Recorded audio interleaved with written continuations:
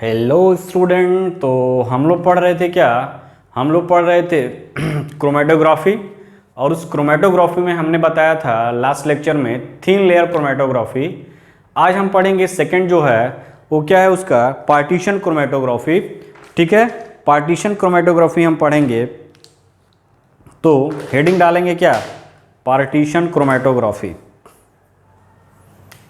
क्या डालोगे बेटा? पार्टीशन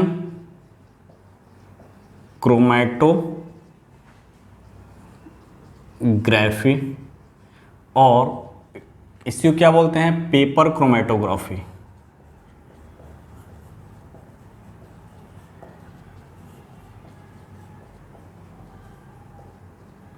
ठीक है बेटा, partition chromatography is a type of paper chromatography, आप बोल सकते हो।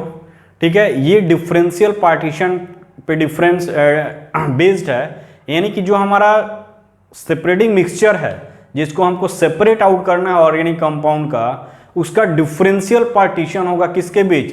स्टेशनरी फेज और मोबाइल फेज। तो सबसे पहले हम जानेंगे कि इस कंडीशन में what is the stationery phase and what is the mobile phase.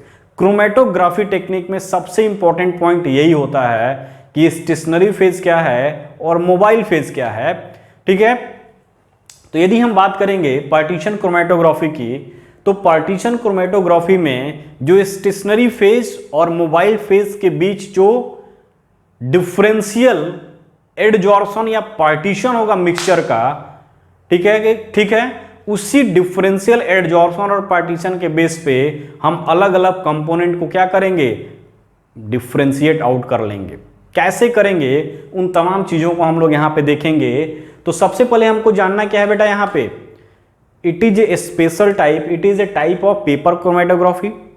Partition chromatography is a type of paper chromatography in which A special type of chromatography paper is used.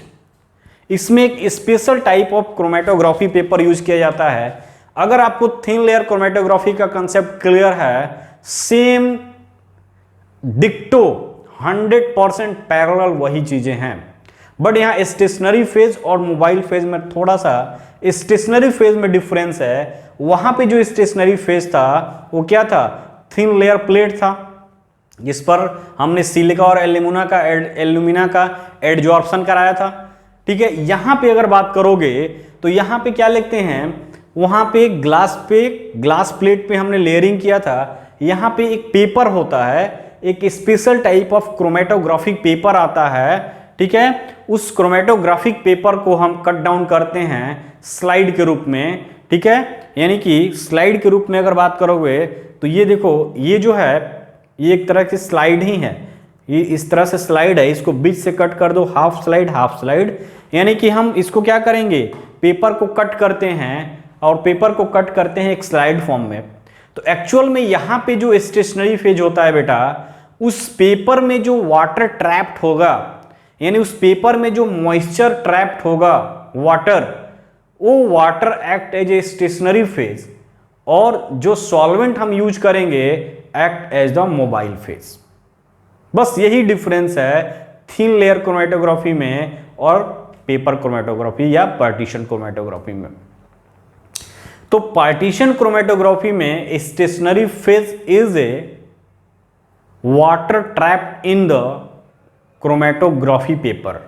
जो water trapped है chromatography paper में वो act as a stationary phase, and the solvent which is used for differentiation, या solvent, pure solvent ले लो या mixture of solvent ले लो, that is act as a mobile phase.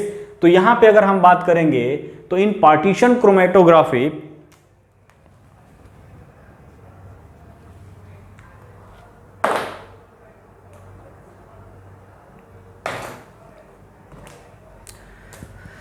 तो लिख सकते हो क्या? Partition chromatography is a partition chromatography is a type of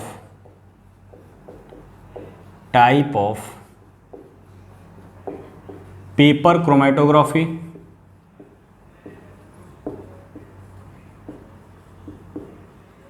is a type of paper chromatography in which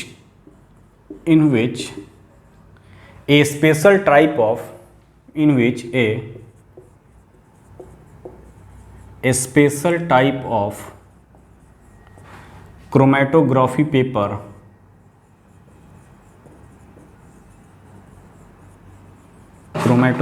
paper is used, ठीक है।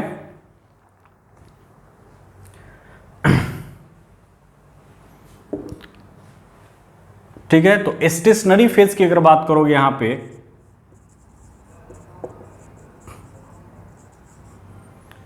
partition chromatography is a type of paper chromatography in which a special type of chromatography paper is used, ठीक है। Stationary phase जो होगा यहां पे बेटा,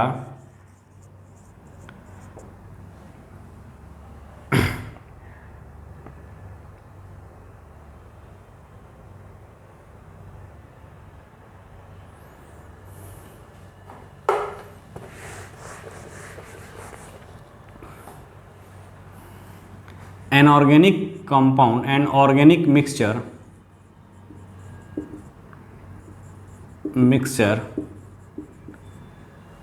is separated out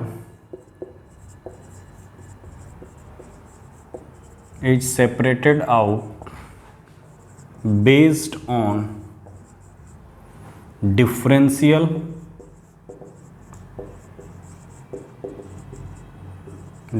partition of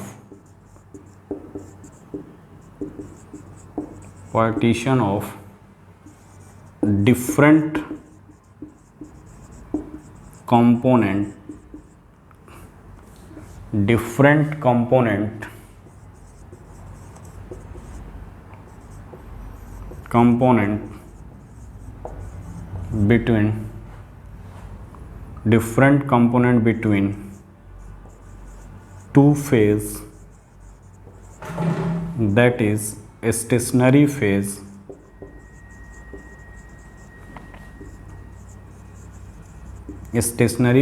and mobile phase,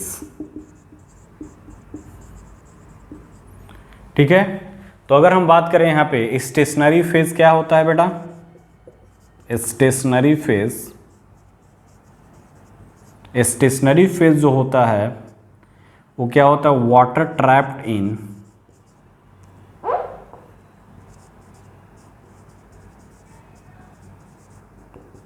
trapped in chromatography paper,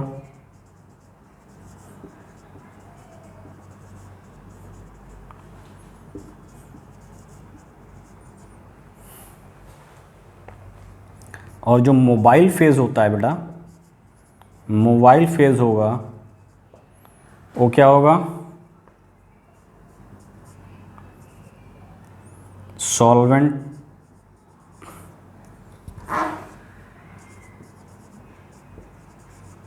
suitable solvent और mixture of solvent.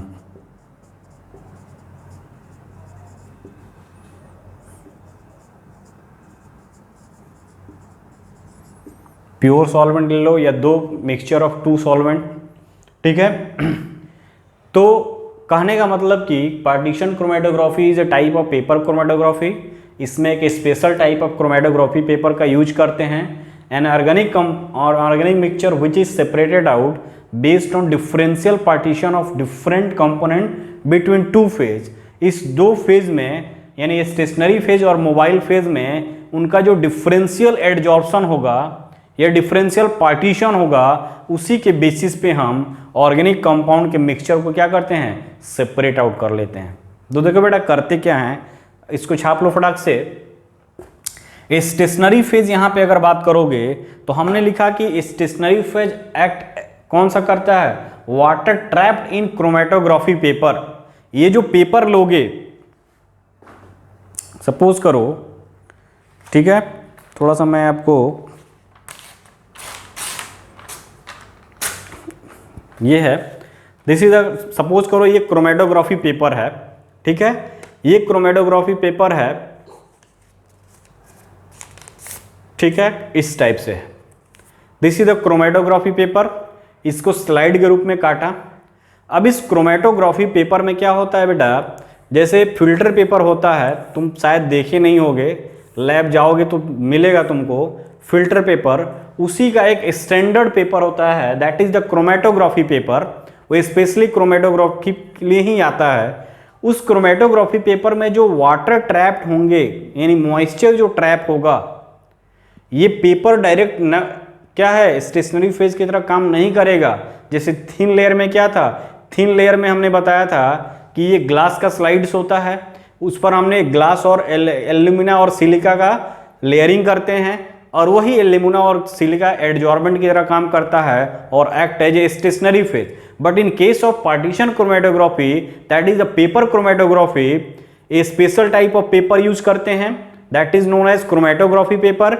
इस chromatography paper में ये जो थोड़ा थोड़ा मतलब होता है क्या, रफ सरफेस होता है, पूरा स्मूथ नहीं होता है, जैसे ये स्मूथ है, रफ सरफेस होता है। उसमें जो वाटर ट्रैप्ड होगा बेटा, that water act as a stationary phase, and इसको जब हम सॉल्वेंट में डीप करेंगे, हम जो आगे प्रोसीजर बताएंगे, that is the act as a mobile phase.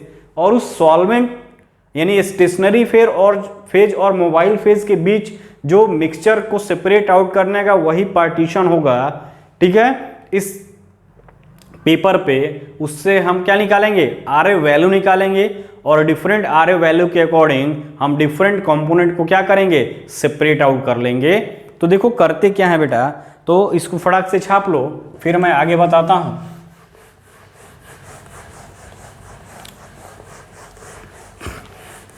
यही आया था इस बार के नीट में, यही उसी पे क्वेश्चन आया था कि ये किस टाइप का क्रोमेटोग्राफी है।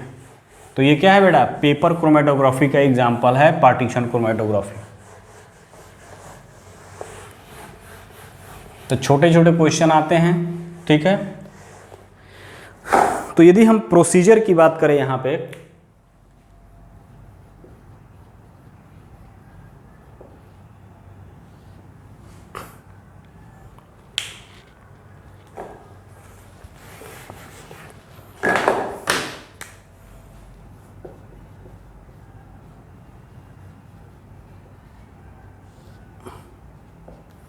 ठीक है बेटा, प्रोसीजर की बात करें तो क्या करते हैं, खाली तुम समझ लो, समझ लोगे तो क्लियर कट फंडामेंटल आ जाएगा।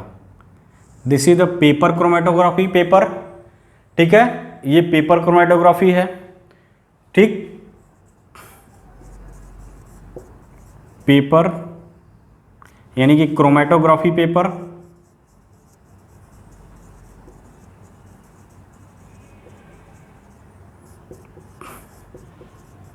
ठीक है। इसमें जो वाटर ट्रैप्ड होगा वो act as a stationary phase.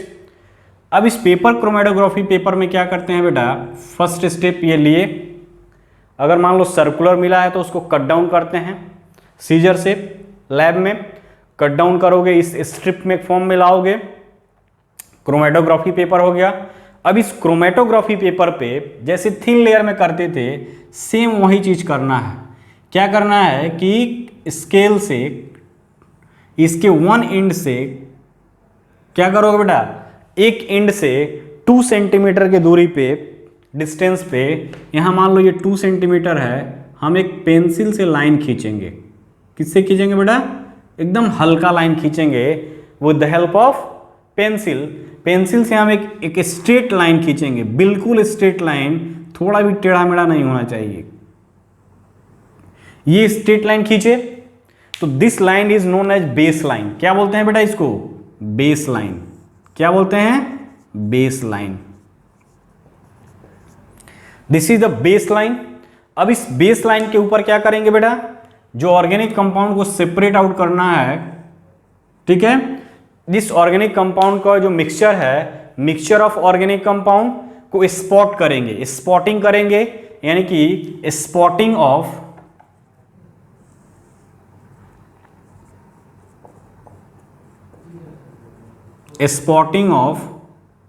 Organic mixture,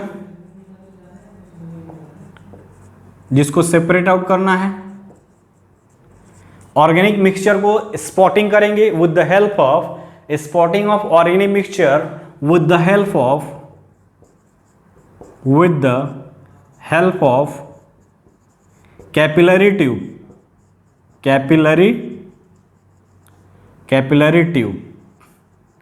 capillary tube से क्या करेंगे, स्पॉटिंग करेंगे।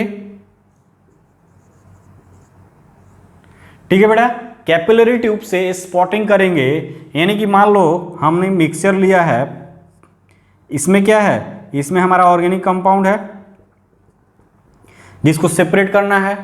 तो क्या करते हैं, यहाँ पे एक कैपिलरी ट्यूब, पतली ट्यूब होता है, उस पतली ट्यूब को यहाँ ड्रॉप करते हैं, यहाँ थोड़ा डीप करते हैं।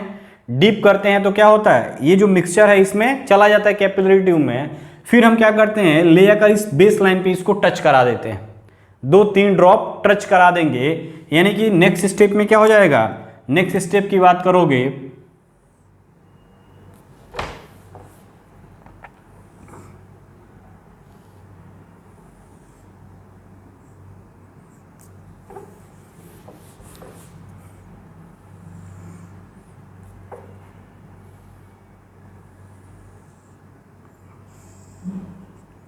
ये जो बेस लाइन था, उस बेस लाइन पे हमने क्या किया बेटा, यहां पे स्पॉटिंग कर दिया। स्पॉटिंग कर दिया यानी कि हम क्या करेंगे, यहां पे ऑर्गेनिक कंपाउंड को कैपिलरी ट्यूब से उठाएंगे, इसमें से डीप करेंगे और ले आकर इस पर स्पॉट कर देंगे। तो ये क्या हुआ, this is known as spotting of organic mixture. Spotting कर दिए।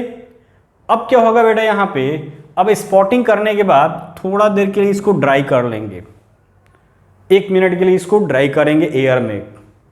फिर क्या करते हैं, नेक्स्ट स्टेप में जब ये थोड़ा ड्राई होता है तो एक कंटेनर होता है, ठीक है, ये जो कंटेनर होता है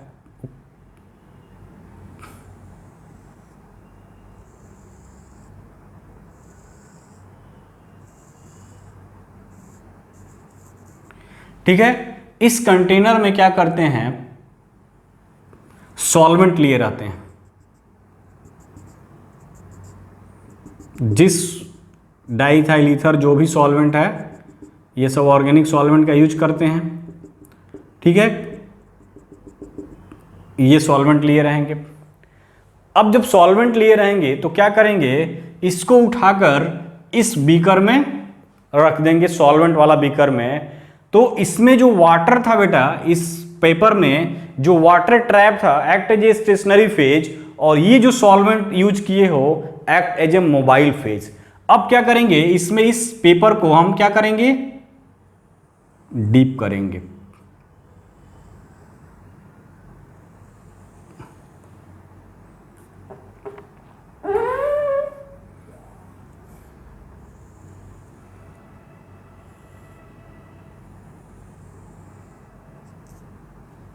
और ऐसे डीप करेंगे ताकि क्या हो, ऐसे डीप करेंगे कि हमारा जो ये पॉइंट है वो वाटर के लेवल से टच ना करे, यानी कि जो सॉल्वेंट का जो लेवल है वो इसको टच ना करे। किसको, इस बेस लाइन को, इस बेस लाइन को टच नहीं करेगा। और एकदम बीच में स्पॉटिंग करते हैं, किनारे नहीं करेंगे क्योंकि इसको मूव करना है। किनारे करोगे तो पता चला इधर भाग गया। तो बीच में करेंगे तो क्या होगा बेटा, अब ये जो वाटर है, वाटर, ये जो सॉल्वेंट है act as a mobile phase. ये सॉल्वेंट क्या होगा, solvent act as mobile phase, mobile phase. अब ये कैपिलरी एक्शन के थ्रू, ये जब कैपिलरी एक्शन के थ्रू इस पेपर में राइज करेगा, अपवर्ड मूव करेगा वाटर यानी सॉल्वेंट, तो क्या होगा बेटा, इसके पास करेगा तो ये क्या होगा, सॉल्वेंट के साथ मूव करेगा। तो सॉल्वेंट के साथ मूव करेगा तो ये क्या है, स्टेशनरी फेज। अब जब सॉल्वेंट के साथ मूव करेगा तो जो मोर पोलर होगा, वाटर क्या है, वाटर ट्रैप्ड है, पोलर है, जो मोर पोलर कंपोनेंट होगा ऑर्गेनिक मिक्सचर का वो यहीं रह जाएगा। और जो लेस पोलर होगा वाटर के साथ यानी सॉल्वेंट के साथ ऊपर चढ़ते जाएगा, यानी कि दो कंपोनेंट हमको क्या होंगे, अलग अलग हो जाएंगे। तो इसको ऊपर से ढक के रहते हैं ताकि कोई डस्ट पार्टिकल इंटर ना करे। ये कार्डबोर्ड से ढक देते हैं इसको, इस पर क्या करते हैं, कार्डबोर्ड लगा देते हैं। This is the cardboard, cardboard लगा देते हैं to prevent the dust particle को एंट्री होने से। अब इसको हम 1 घंटे के लिए छोड़ देंगे। 1 घंटे के लिए, हाफ एन आवर के लिए छोड़ोगे तो नेक्स्ट स्टेप में क्या मिलेगा हमको, नेक्स्ट स्टेप में देखो क्या मिलेगा। तो नेक्स्ट स्टेप में अगर हम छोड़े रहेंगे तो नेक्स्ट स्टेप में हमको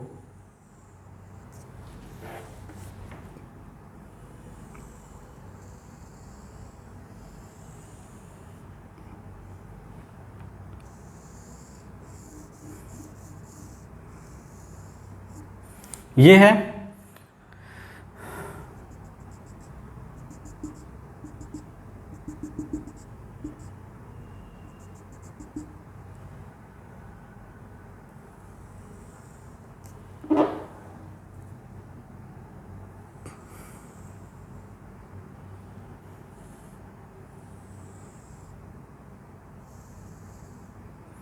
नेक्स्ट स्टेप में क्या मिलेगा हमको। तो नेक्स्ट स्टेप में देखोगे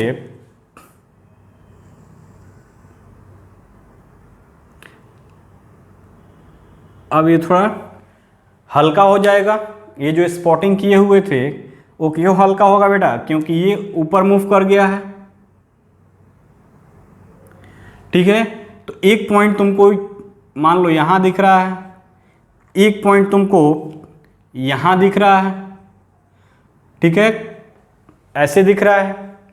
और सॉल्वेंट का जो पॉइंट है वो सॉल्वेंट जो है वो यहां दिख रहा है, यहां तक सॉल्वेंट गया है। ये सॉल्वेंट मूव किया है इसके साथ, तो सॉल्वेंट मूव किया तो हमको ये मिला। यानी कि जब इसमें ऐड किए पर्टिकुलर सॉल्वेंट में, solvent act as a mobile phase, अब क्या होगा, सॉल्वेंट राइज करना स्टार्ट करेगा। सॉल्वेंट राइज करना स्टार्ट करेगा तो जो कंपोनेंट है वो भी उसके साथ मूव करेगा। तो जो मोर पोलर होगा वो इस वाटर ट्रैप जो स्टेशनरी फेज के साथ क्या होगा, बाइंड कर जाएगा। और जब बाइंड कर जाएगा तो मूव नहीं करेगा, अलग हो जाएगा। जो लेस पोलर कंपोनेंट होगा वो और ऊपर जाएगा सॉल्वेंट के साथ। ठीक है, तो कुछ और ऊपर जाने के बाद वो भी स्टेशनरी फेज के साथ चिपक जाएगा। ठीक इस तरह से सॉल्वेंट जो है वो मूव कर दिया मान लो यहां तक, और ये जो कंपोनेंट मूव किए यहां तक। अगर कलर कंपोनेंट होंगे तो हमको नेकेड आइड से दिख जाएंगे, और यदि कलर नहीं है तो हम इसमें डेवलपर। तो आफ्टर ये होने के बाद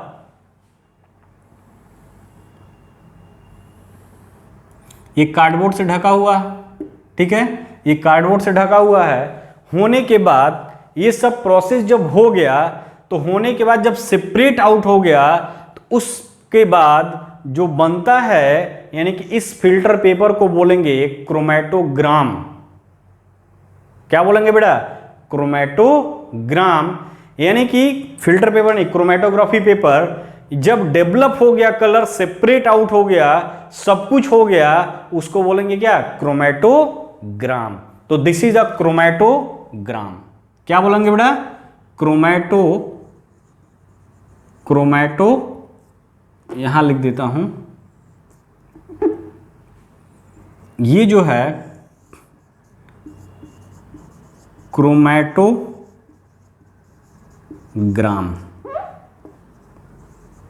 क्रोमैटोग्राफ नहीं, क्रोमैटोग्राम। सब कुछ होने के बाद, सेपरेट आउट होने के बाद हम इसको टेकन आउट करेंगे, बाहर निकालेंगे, फिर इसका आरएफ वैल्यू निकालेंगे।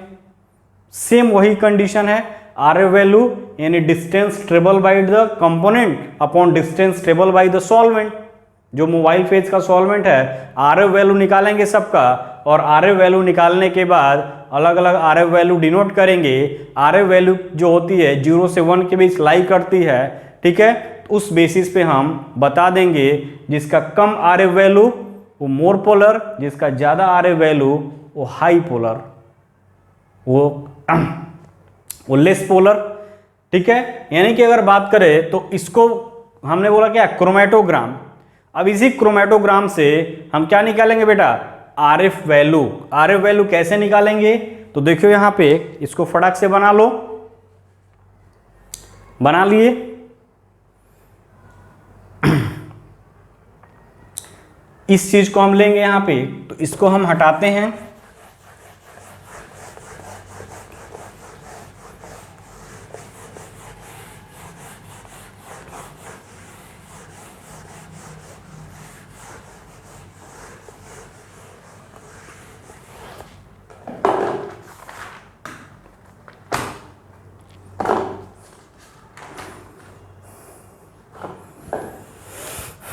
उसको हमने निकाला, सेपरेट आउट किया उससे, बीकर से अपने क्रोमेटोग्राम को। इस क्रोमेटोग्राम को हमने बाहर किया, ठीक। ये बेसलाइन था,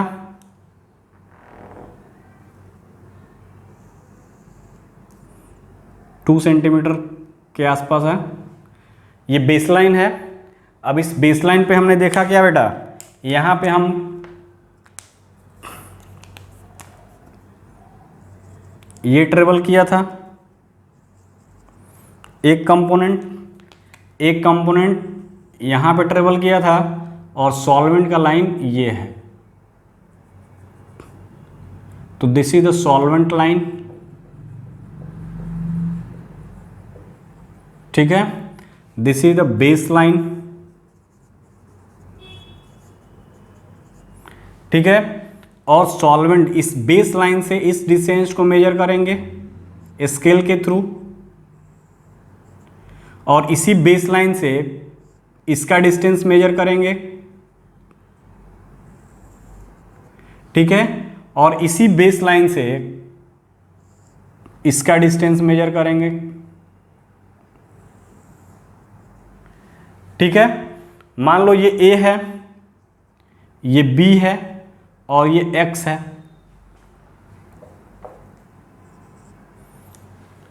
ठीक। तो RF value of component A, यानी कि फर्स्ट कंपोनेंट के लिए आरएफ वैल्यू की बात करोगे तो आरएफ वैल्यू क्या हो जाएगा बेटा, आरएफ वैल्यू यानी आरएफ जो होगा रिटेंशन फैक्टर या रिटार्डेशन फैक्टर, आरएफ क्या हो जाएगा,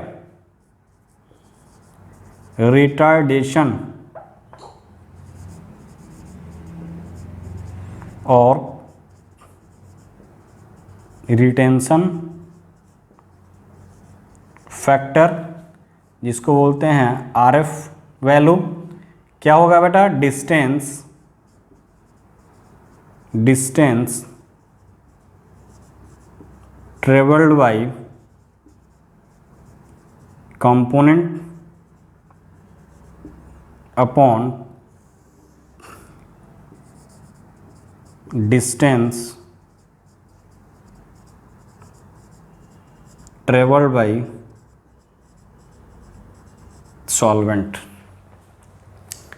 ठीक है। तो अगर हम बात करें आरएफ वैल्यू फर्स्ट की, तो आरएफ क्या हो जाएगा बेटा, distance travel by component A upon x. फिर दूसरा का आरएफ वैल्यू क्या हो जाएगा, यानी आरएफ दूसरे के लिए क्या हो जाएगा, बी अपॉन एक्स, ठीक है। तो इस तरह से आरएफ वैल्यू को हम निकालेंगे, और आरएफ वैल्यू से हम बता देंगे कि ये कंपोनेंट है, इसकी पोलरिटी, यानी कि ये मोर पोलर था तो पहले एडजॉर्ब हो गया, ये लेस पोलर था तो बाद में एडजॉर्ब हुआ। तो आरएफ वैल्यू क्या हो जाएगा, ये कम है ये ज़्यादा है, तो इसकी आरएफ वैल्यू कम आएगी, इसकी आरएफ वैल्यू ज़्यादा आएगी, यानी कि जो मोर पोलर होगा उसका आरएफ वैल्यू कम, जो लेस पोलर होगा उसका आरएफ वैल्यू ज़्यादा। उससे हम बता देंगे क्या है कि ये कंपाउंड है, ये कंपोनेंट है on the basis of polarity. यही मेथड अप्लाई करते हैं, बाकी कुछ भी नहीं है। उसी को लैंग्वेज में आपके एनसीईआरटी के बुक में या चाहे आपके स्टेट बोर्ड के बुक में लिखा है, आप लैंग्वेज पढ़ोगे, नहीं समझ में आएगा, ड्रामेटिकली जाओगे, डायग्रामेटिकली जाओगे, इजी वे में समझोगे। आरएफ वैल्यू को क्या है, distance travel by the component mixture upon distance travel by the solvent. अगर हमारा कंपोनेंट कलरफुल नहीं है तो हम डेवलपर का यूज करते हैं, आयोडीन वेपर का यूज करते हैं, या यूवी लाइट का यूज करते हैं, वहां से हम इसको देख सकते हैं, ठीक। तो ये डिस्टेंस मेजर कर लेते हैं स्केल के थ्रू, और आर एफ वैल्यू को निकालते हैं और इस पेपर क्रोमेटोग्राफी का यूज करते हैं किसके लिए, अमीनो एसिड के सेपरेशन के लिए, अमीनो एसिड एंड शुगर। तो यहाँ पे लिख लो this type of chromatography is mainly use for, लिख लो यहाँ पे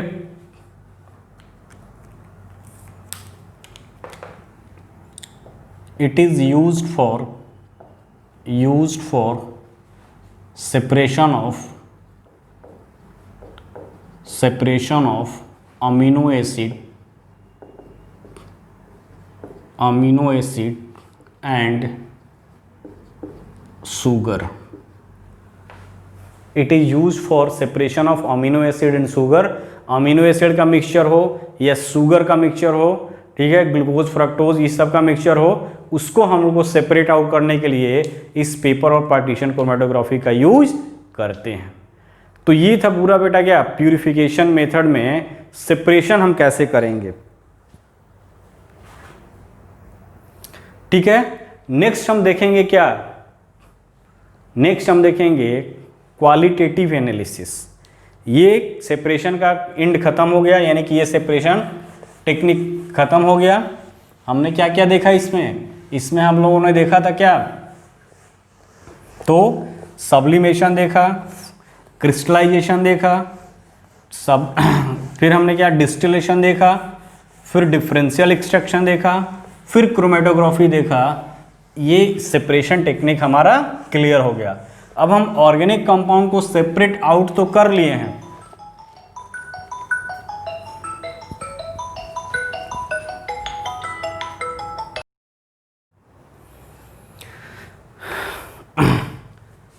नाउ अब मूव करेंगे हम किस पे, क्वालिटेटिव एनालिसिस पे। क्वालिटेटिव, अब हम लोग सेपरेट आउट कर लिया ऑर्गेनिक कंपाउंड को, डिफरेंट मिक्सचर को हमने सेपरेट आउट किया। अब सेपरेशन के बाद हम उसमें क्वालिटी चेक करेंगे। ठीक है, क्वालिटी क्या है कि उसमें कार्बन है तो कार्बन, हाइड्रोजन है तो हाइड्रोजन को कैसे सेपरेट देखेंगे, फिर नाइट्रोजन, सल्फर, क्लोरीन, हैलोजन, इन सबको हम कैसे वो करेंगे, आइडेंटिफाई करेंगे। तो that is the qualitative analysis. उसके बाद हम देखेंगे क्वांटिटेटिव, यानी कि क्वांटिटी कितना है। तो दो तरह से एनालिसिस करते हैं। तो एनालिसिस ऑफ ऑर्गेनिक कंपाउंड अगर हम बात करें तो एनालिसिस ऑफ ऑर्गेनिक कंपाउंड की अगर हम बात करें,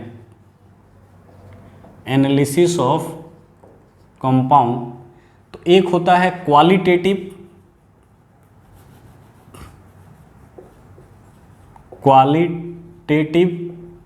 और दूसरा होता है क्वांटिटेटिव।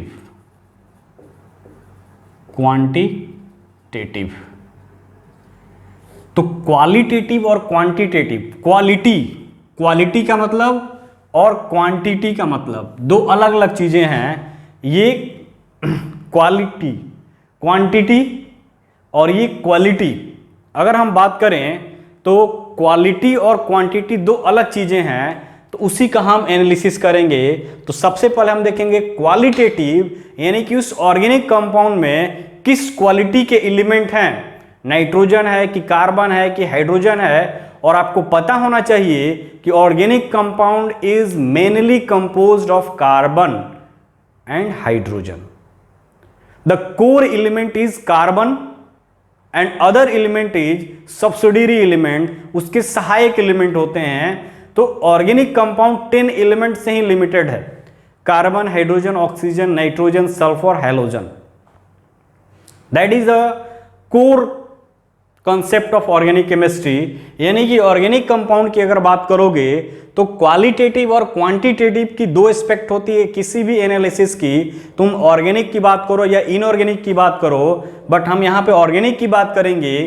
तो क्वालिटेटिव यानी कि उस ऑर्गेनिक कंपाउंड को जो हमने प्यूरिफाई किया है बाय डिफरेंट मेथड, हम उसमें क्वालिटी चेक करेंगे कि क्वालिटी में क्या है, एक्चुअल में कार्बन है, हाइड्रोजन है कि नाइट्रोजन है कि सल्फर है कि हैलोजन है, यही तो होता है, ऑक्सीजन है, यही चेक करना है। तो दैट इज अ क्वालिटेटिव। अब उस चेक करने के बाद हम देखेंगे क्वालिटेटिव, यानी कि क्वांटिटेटिव, परसेंटेज देखेंगे किस में, क्वांटिटेटिव एनालिसिस में, यानी कि कार्बन है तो कार्बन का परसेंटेज कितना है, हाइड्रोजन है तो हाइड्रोजन का अमाउंट्स यानी कि quantitative and the actual component is qualitative. कौन कौन से कंपोनेंट हैं, क्वालिटेटिव, और उस कंपोनेंट का अमाउंट क्या है, क्वांटिटेटिव। तो फर्स्ट डील्स करेंगे हम किस पर, क्वालिटेटिव। जब क्वालिटी पता चलेगा तो हम उसमें क्या करेंगे, क्वांटिटी पता कर लेंगे।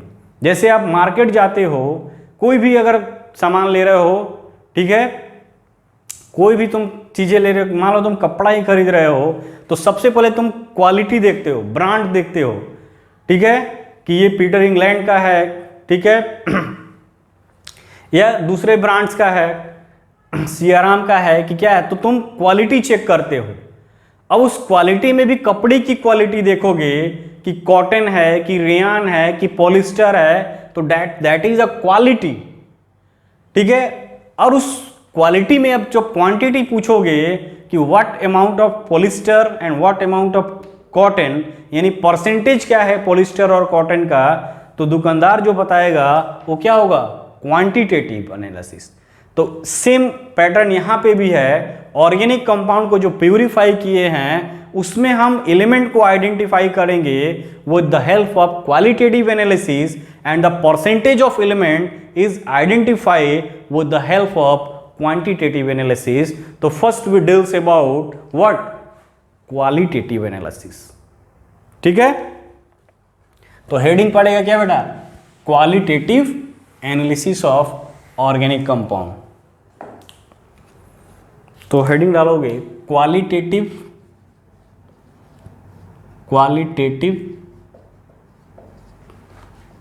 एनालिसिस ऑफ ऑर्गेनिक कंपाउंड, ठीक है। तो ये हम बात करें ऑर्गेनिक कंपाउंड की,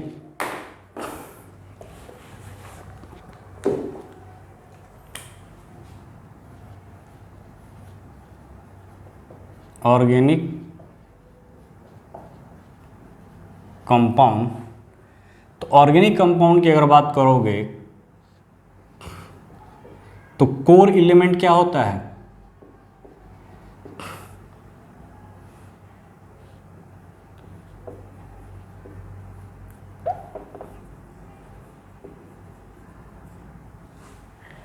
कोर कंपोनेंट क्या होगा,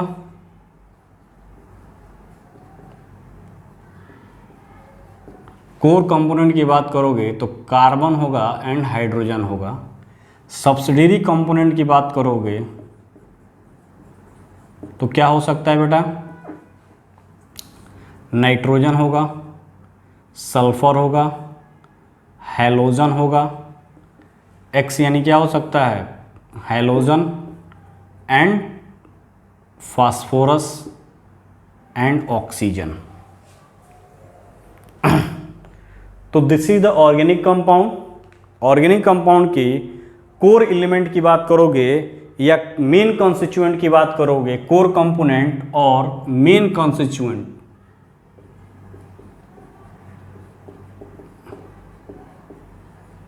carbon and hydrogen, and subsidiary component क्या होगा, nitrogen, sulphur, halogen, phosphorus and oxygen.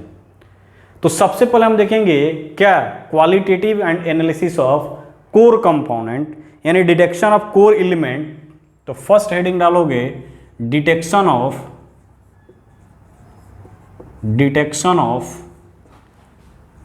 Core component,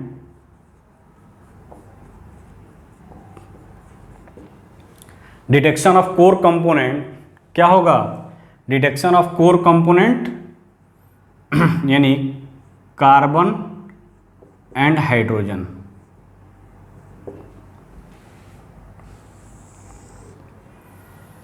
तो ऑर्गेनिक कंपाउंड में कार्बन और हाइड्रोजन का डिटेक्शन बहुत ही इजी है। समझ लो करते क्या है, करते ये हैं कि ऑर्गेनिक कंपाउंड का मिक्सचर लेते हैं, जो ऑर्गेनिक कंपाउंड दिया गया उसको लेते हैं। प्रोसीजर क्या है इसका, तो ऑर्गेनिक कंपाउंड जो दिया रहेगा उसको लोगे एक ड्राई टेस्ट ट्यूब में, ठीक है।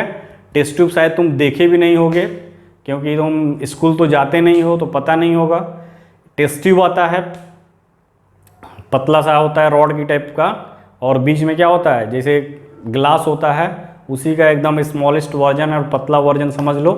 ग्लास का होता है, बोरोसिलिकेट्स का होता है। तो टेस्ट ट्यूब होता है, उस टेस्ट ट्यूब में क्या करते हैं बेटा, उसको सबसे पहले ड्राई करते हैं। एक ड्राई टेस्ट ट्यूब लेंगे, उसमें क्या करेंगे, ऑर्गेनिक कंपाउंड जो है मेरे पास, हम उसमें कोर एलिमेंट को डिटेक्ट करना है, उसमें ऑर्गेनिक कंपाउंड लेंगे और सॉलिड कॉपर ऑक्साइड ऐड कर देंगे, CuO। ठीक है। उसको ऐड करने के बाद हम उसको हीट करते हैं। ठीक है। तो ड्राई टेस्ट ट्यूब लिया, उस ड्राई टेस्ट ट्यूब में क्या करेंगे, ऑर्गेनिक कंपाउंड ऐड करेंगे और कॉपर ऑक्साइड ऐड कर देंगे। अब ऑर्गेनिक कंपाउंड और कॉपर ऑक्साइड को ऐड करने के बाद उसके जो बॉटम एंड है टेस्ट ट्यूब का, जहाँ पे वो रिसाइड किया हुआ है ऑर्गेनिक कंपाउंड और कॉपर ऑक्साइड, उस साइड से हमने हीटिंग स्टार्ट किया। हीटिंग करोगे तो क्या होगा, जो ऑर्गेनिक कंपाउंड में कार्बन होगा वो बर्न्ट होगा, कंबशन होगा। Carbon converted oxidise to CO2, carbon is converted to CO2 and hydrogen is converted to water, H2O vapour. अब उससे क्या होगा, CO2 गैस बाहर निकलेगा। वो जो CO2 गैस बाहर निकलेगा तो उस टेस्ट ट्यूब पे एक स्पेशल टाइप का U-ट्यूब शेप का,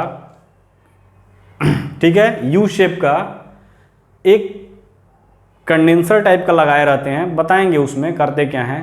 तो जब CO2 गैस बाहर निकलता है, वो जो CO2 गैस होता है उसको हम क्या करते हैं, कैल्शियम हाइड्रोक्साइड लाइम वाटर में पास कराते हैं।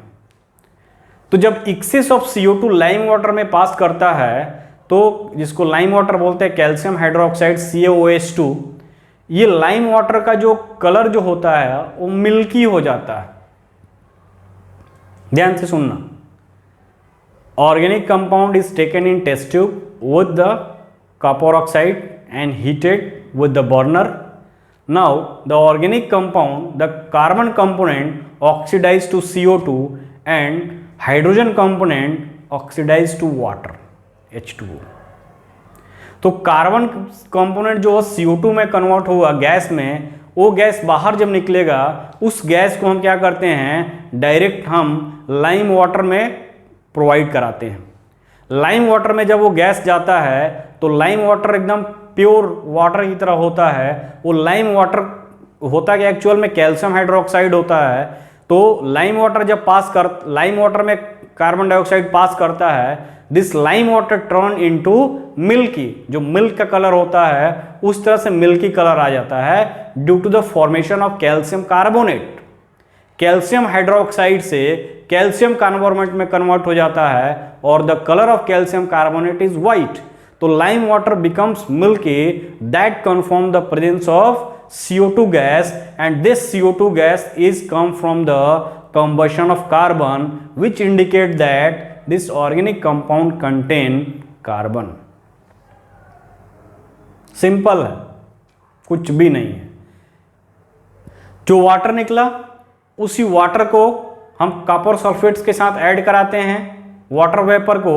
तो कॉपर सल्फेट व्हाइट कलर का होता है, कलरलेस होता है, लेकिन वाटर का क्रिस्टलाइजेशन होने के कारण कॉपर सल्फेट 5H2O फॉर्म में पेंटाहाइड्रेट के फॉर्म में जब जाता है तो that converted into blue colour, which confirm that this compound is combined with H2O molecule and this H2O molecule comes from the organic compound by the combustion of organic compound. तो इससे हमको confirm हो जाता है कि उस particular compound में क्या है, कार्बन एंड हाइड्रोजन है। तो ठीक है, इसको हम थोड़ा रिडक्शन ऑफ कोर कंपोनेंट की बात करते हैं। तो सबसे पहले हम इसका थोड़ा फिगर बना दें। फिगर बना देंगे तो आपका सब फंडामेंटल क्लियर हो जाएगा। तो देखो फिगर में क्या है, this is the test tube,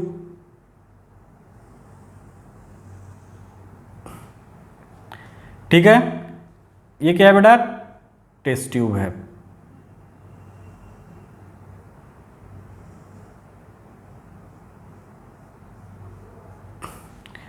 इस टेस्ट ट्यूब से क्या जुड़ा रहता है,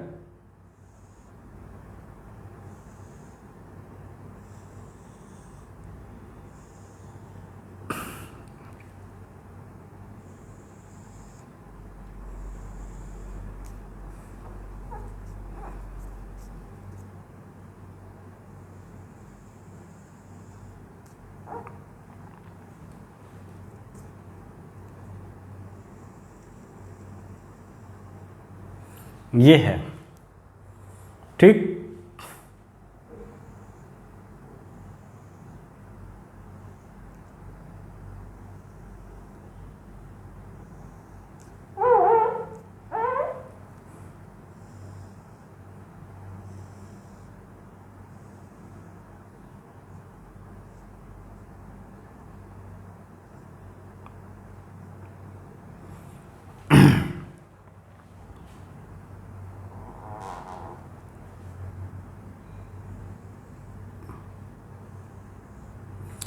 ठीक बेटा, अब देखो क्या है, ये टेस्ट ट्यूब है बेटा।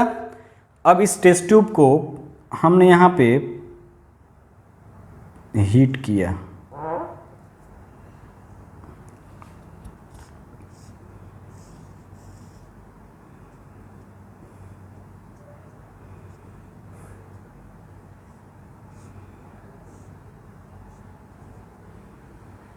ये बर्नर है,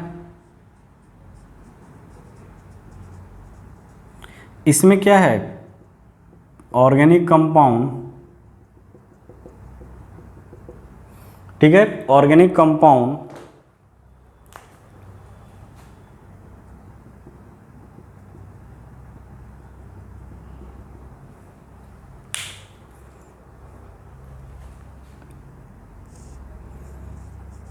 dry copper oxide plus organic compound,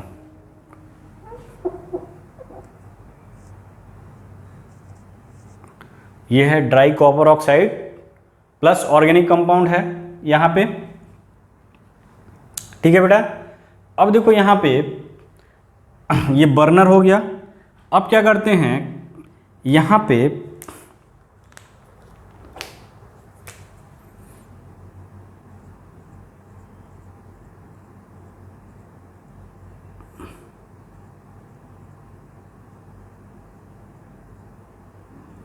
ये कॉपर सल्फेट है,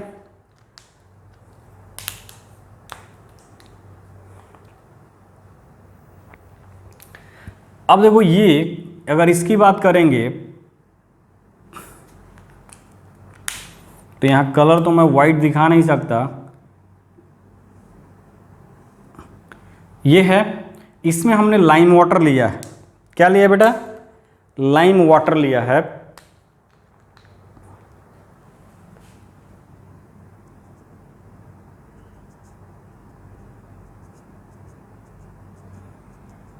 इसमें क्या लिया है, calcium hydroxide, that is the lime water, ठीक है, लाइम वाटर लिया है। अब क्या किया, अगर इसको हीट करोगे तो क्या होगा, गैस निकलेगा, कंबशन होगा, बर्न करेगा।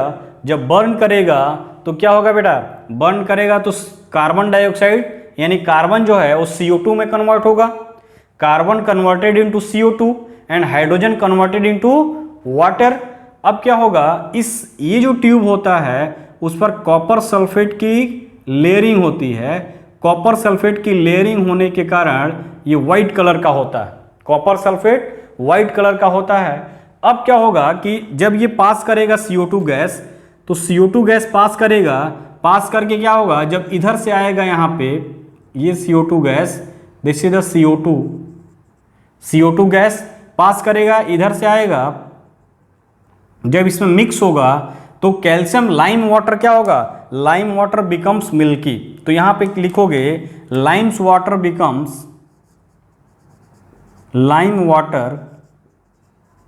Water become milky, lime water becomes milky which indicate the presence of CO2 gas और वो CO2 गैस किससे आया बेटा, इस कार्बन के बर्न करने से आया है। और यहां पे देखोगे तो यहां पे ये जो है ये ब्लू कलर का हो जाएगा, ये जो व्हाइट कलर का दिख रहा था कॉपर सल्फेट वो क्या हो जाएगा, ब्लू कलर का हो जाएगा। वाटर ड्रॉप्स, यहां पे लिखोगे water drops turn anhydrous copper sulphate to trans anhydrous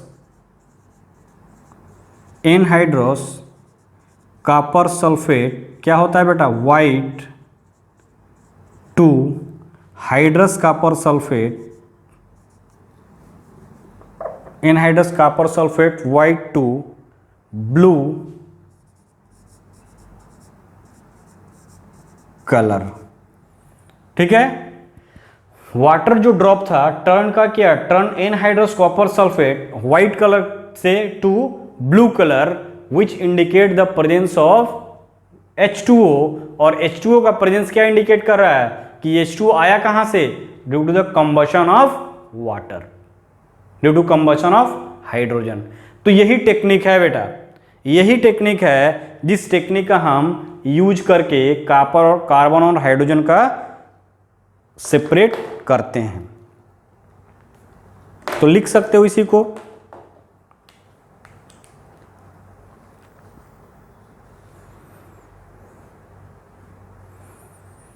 तो यहां पे लिखो,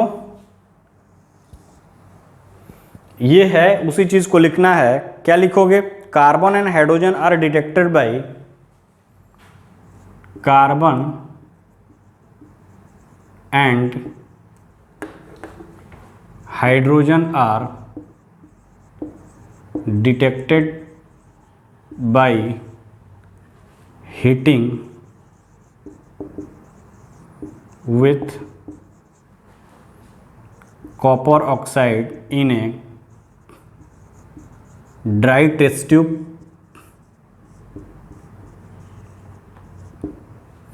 After heating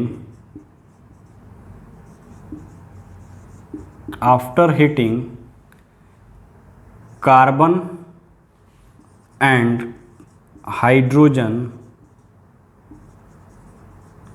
after heating carbon and hydrogen are detected by heating with copper oxide in dry test tube. After heating, carbon and hydrogen are oxidized to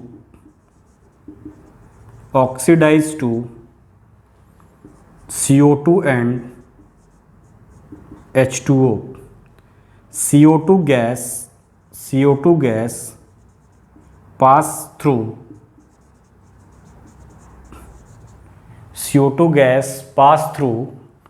lime water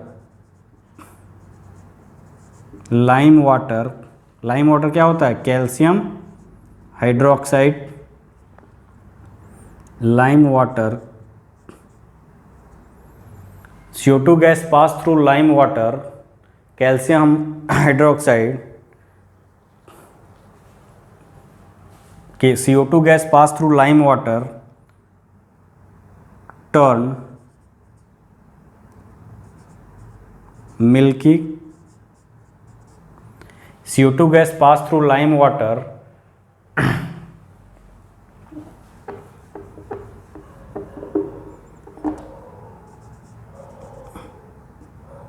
which turn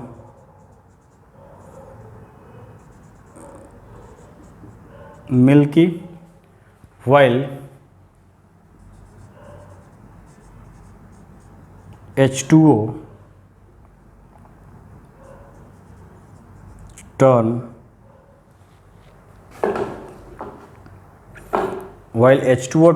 anhydrous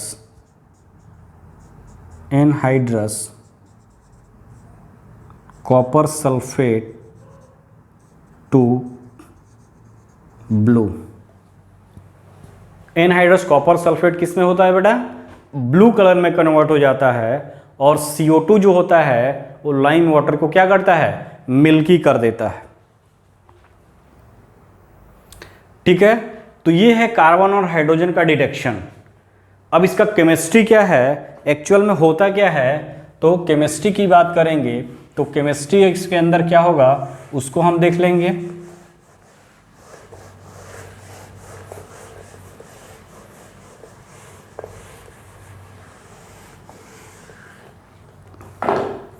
तो reaction involve क्या होगा इसमें,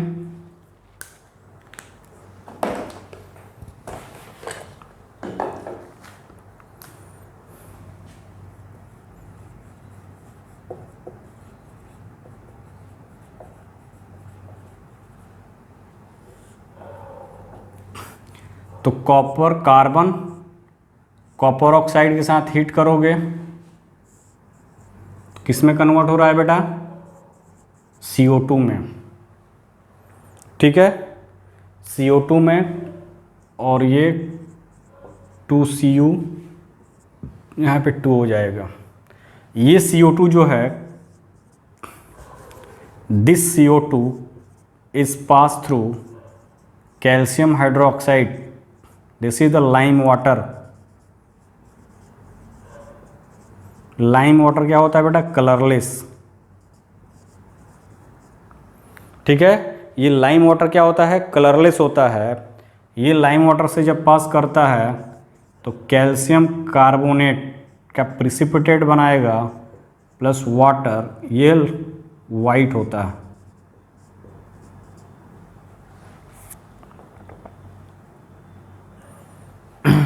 ठीक है, ये white होगा। उसी तरह अगर बात करोगे हाइड्रोजन की, तो हाइड्रोजन की बात करोगे तो हाइड्रोजन का रिएक्शन कराओगे,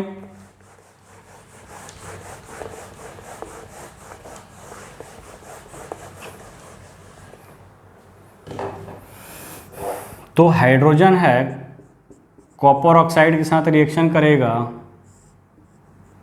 तो वाटर बनाएगा प्लस Cu, मेटेलिक फॉर्म में चला जाएगा, ठीक है। ये H2O जो है कंबाइन करेगा कॉपर सल्फेट, ये होता है वाइट कलर का, ठीक है। ये कॉपर सल्फेट से बाइंड करेगा तो CuSO4 5H2O पेंटाहाइड्रेट बना देगा जो कि ब्लू कलर का होता है। तो इस तरह से ये केमिस्ट्री इन्वॉल्व होता है इस डिटेक्शन में। Copper first converted into carbon dioxide and this carbon dioxide is passed through lime water milky which is colorless, then this lime water milky becomes turbids यानी white, ये क्या हो जाएगा turbid white,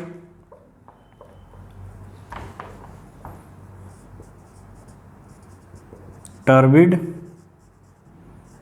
white यानी milky white हो जाएगा, ठीक है। टर्बिड वाइट यानी प्रिसिपिटेट बन जाएगा। तो ये कंफर्म हो गया क्या है कि कार्बन डाइऑक्साइड है, और ये कार्बन डाइऑक्साइड किससे आया, due to the combustion of CO2, due to combustion of carbon.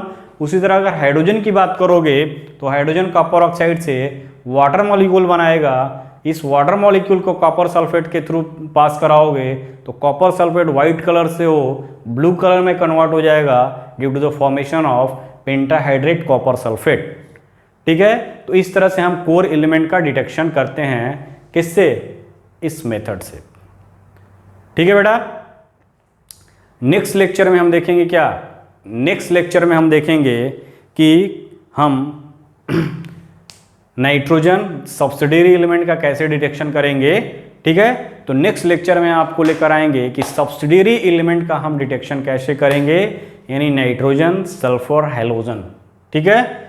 उन सारी चीज़ों को हम लोग अगले लेक्चर में देखेंगे। तो आज इस लेक्चर को यहीं क्लोज करते हैं। आपको बहुत मज़ा आएगा, बहुत ही, आप ऐसे बुक पढ़ोगे तो नहीं समझ में आएगा, बट इसके थ्रू जाओगे, वीडियो लेक्चर के थ्रू जाओगे तो इससे इजी कोई टॉपिक नहीं है, ठीक है बेटा।